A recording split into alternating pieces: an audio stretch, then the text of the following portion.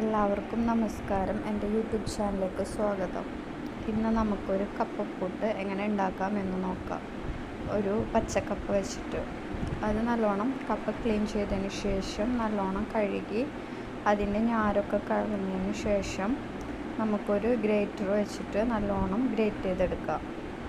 ഇതുപോലെ അതിന് ശേഷം ഇതിൽ ഉപ്പ് മിക്സ് ചെയ്ത് നല്ലോണം പിഴിഞ്ഞെടുക്കാം. അതിൻ്റെ ഇത്രയും കിട്ടിയതിലെ വെള്ളം. അതിനുശേഷം നമുക്ക് ഇതിലോട്ട് അരിപ്പൊടി കുറച്ച് ഇട്ട് കൊടുക്കാം. ഒരു 1/4 കപ്പ് അരിപ്പൊടി മതിയാവും. അതിനുശേഷം ഇത് നല്ലോണം മിക്സ് ചെയ്യുക.